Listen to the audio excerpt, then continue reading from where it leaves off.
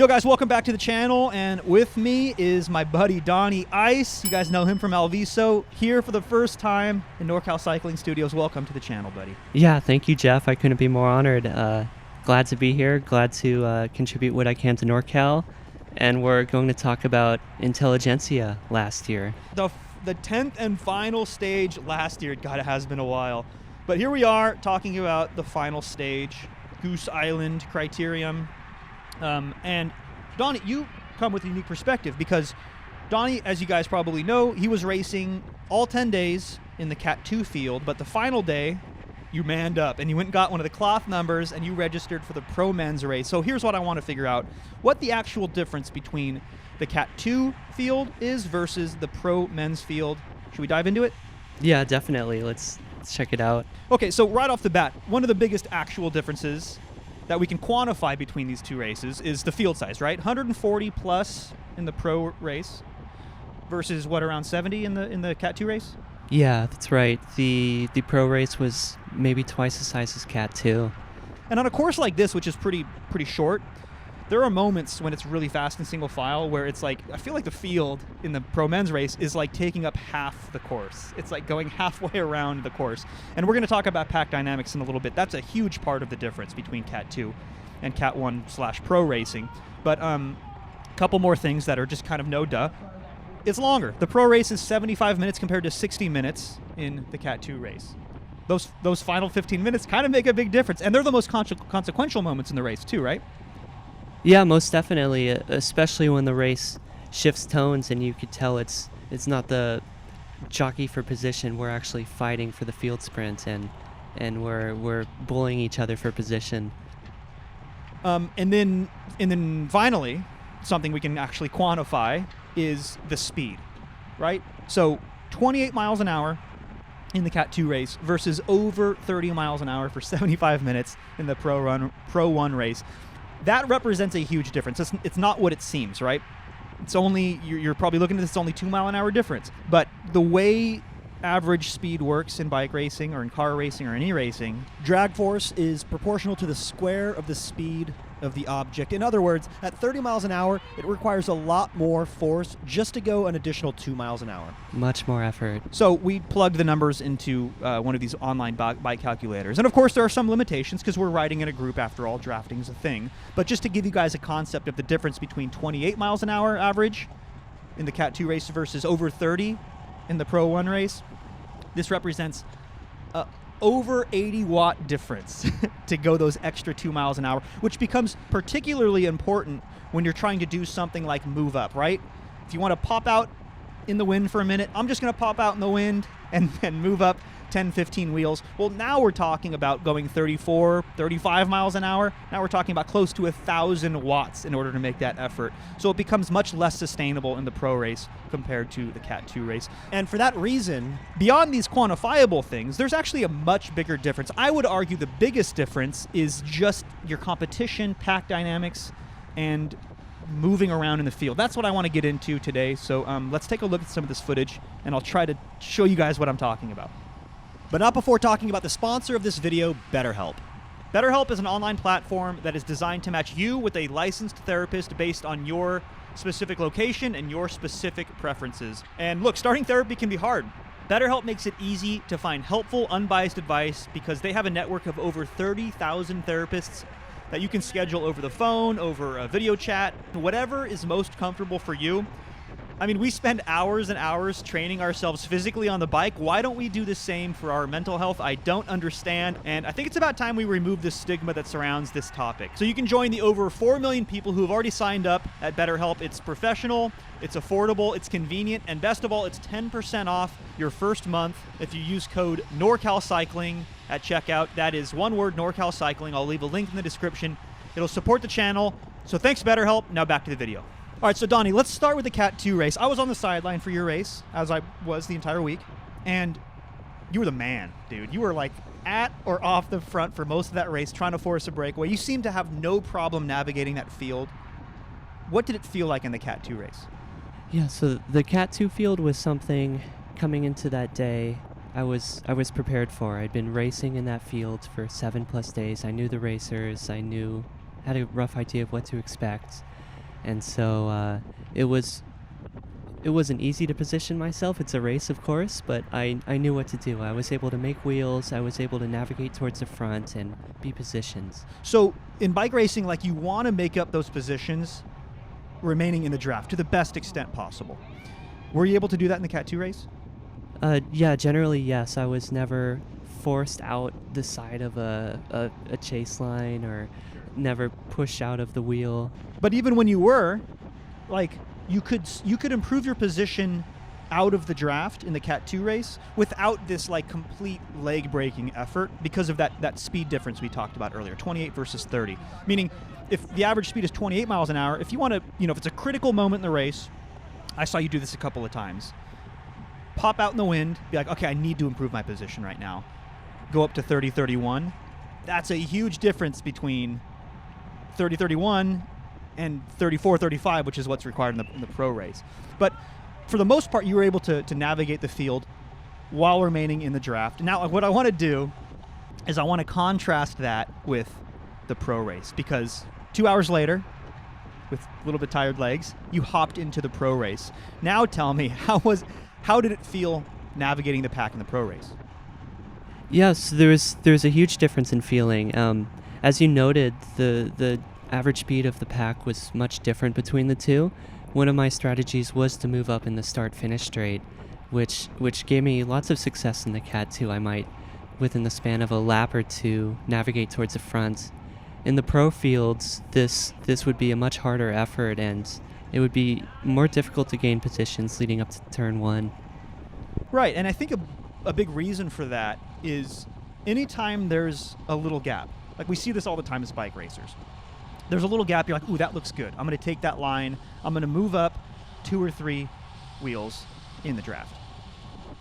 In a local P1-2 race, which I think I equate that with Intelligentsia Cat 2 as like local P1-2, you can find those moments throughout the race, improve your position very efficiently. The pro race at Intelligentsia is like the next level. And if there is a gap, you're not the only person who sees it, right? Like, everyone swarms into that gap and fills it before you have a chance to. Or you just have to fight, shoulders and elbows with somebody to occupy that space efficiently. So that kind of forces you to either fight that battle and strong arm other pro men in something that they make a living doing, which is very difficult. The alternative is you have to pop out in the wind.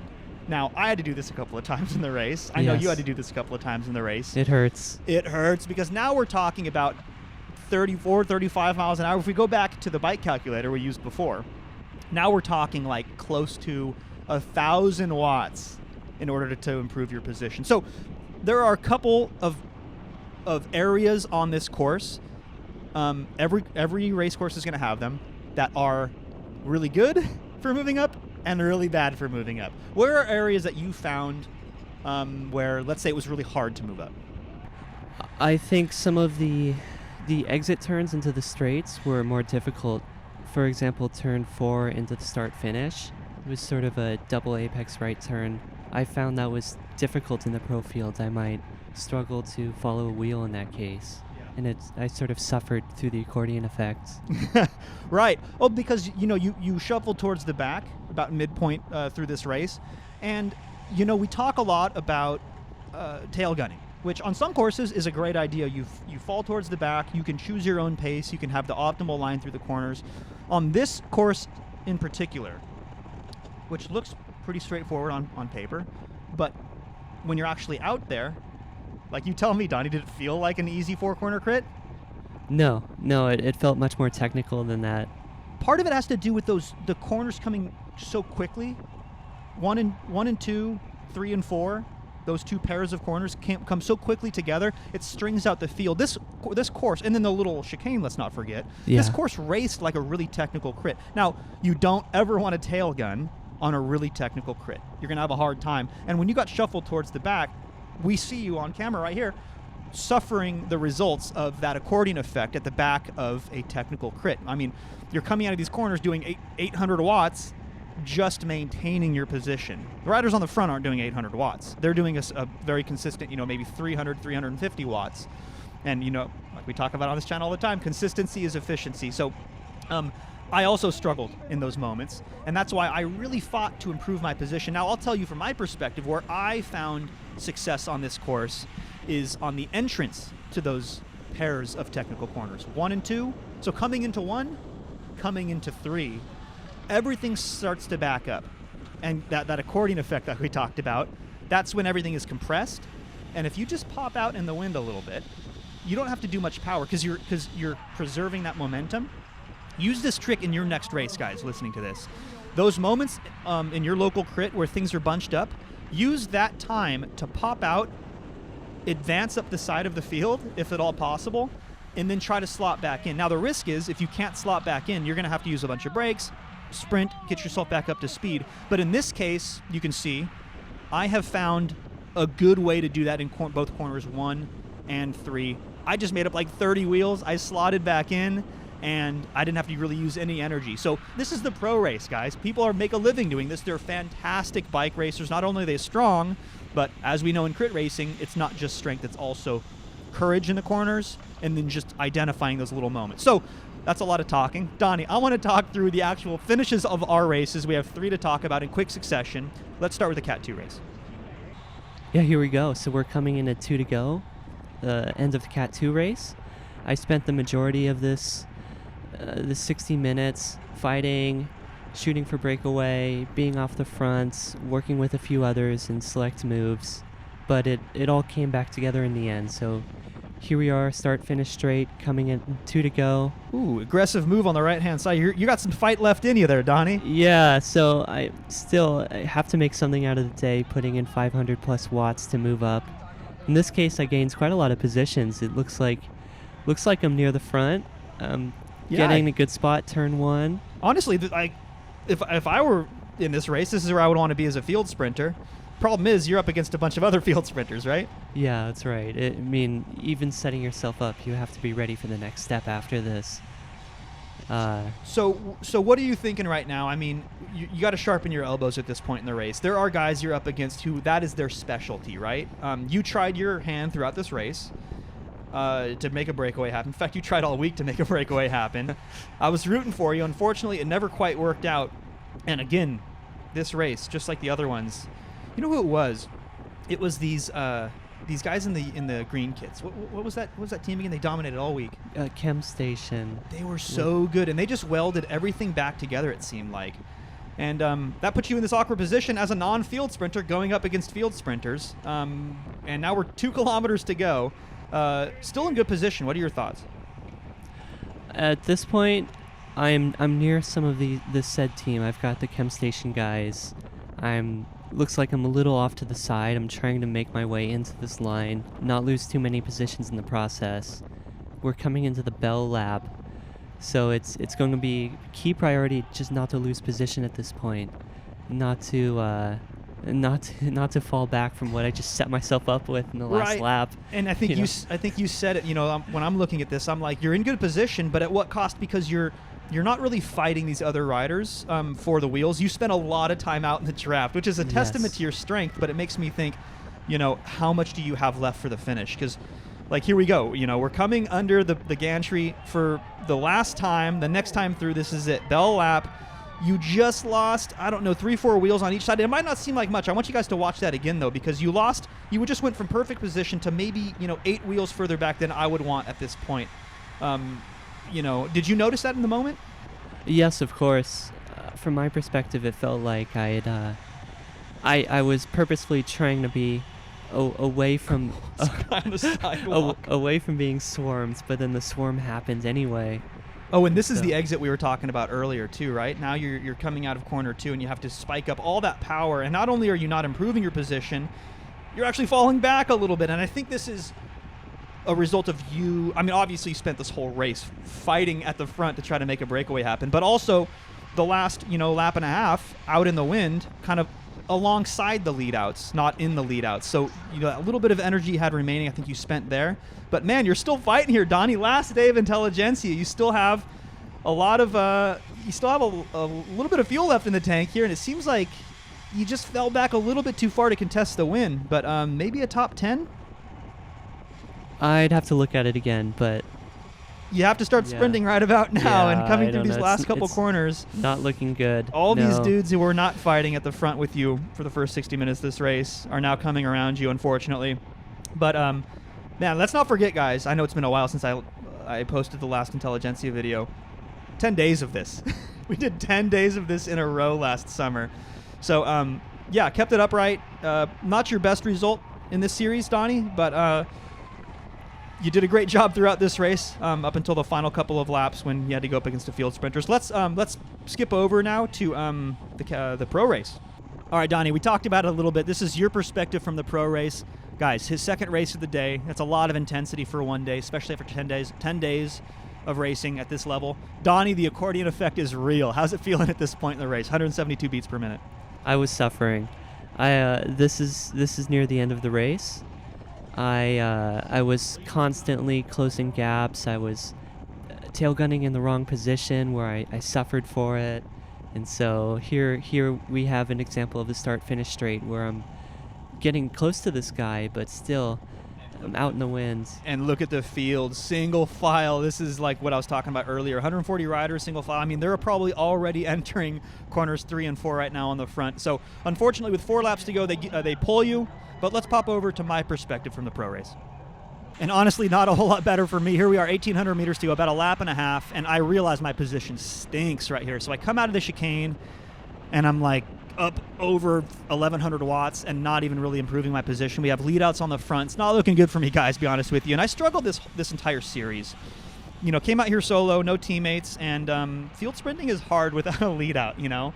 We do a pretty good job locally on Mike's bikes, but, you know, come out to this level and you see these pro teams come out, and this is why we do it. We come out here to get our teeth kicked in, and then it makes local racing feel a lot better. But yeah, it really humbles you, and it, you know, reminds you that there are multiple levels above our local P1-2 scene. As fast as we think we are, these dudes are on another level. But just like Donnie, you know, it's the last day. Why save anything, right? We're coming through 1 lap to go here in just a second. I'm still going to try to get up there, but you can see heart rate's pretty high. And don't forget, guys, 166 beats per minute is not generally high for me, but after 10 days of high-intensity racing like this every single day, this is a pretty hard effort. I'm don't have much left in the tank, but I am not in good position. But if I can make a couple of good corners, there's still a chance for me. The problem is there's leadouts on the front, and you can see out of this corner, yeah, we're hitting close to 1,000 watts here sustained, and I'm not improving my position. This looks familiar because Donnie was experiencing the same thing, unfortunately, just a moment ago in the Cat 2 race.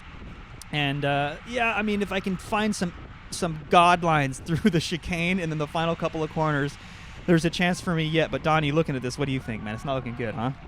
Well, it's not an endless line of races, so I'm gonna try though. Here it is on the on the inside rather. I'm gonna step on it, and I make up like 8 wheels. But I mean, there's the front, right? But I'm still like 30th position, 25th position, something like that. It's not looking great for me. And yeah, at this point, you know, as a sprinter, I always say, hey, if you're not like bloodthirsty in the final few hundred meters, you may as well just shut it down. And that's basically what I do. You can see I've sat down, I'm not even sprinting anymore, and just going to try to safely get to the finish here, getting passed by people who, you know, I just want to keep it safe through the finish here.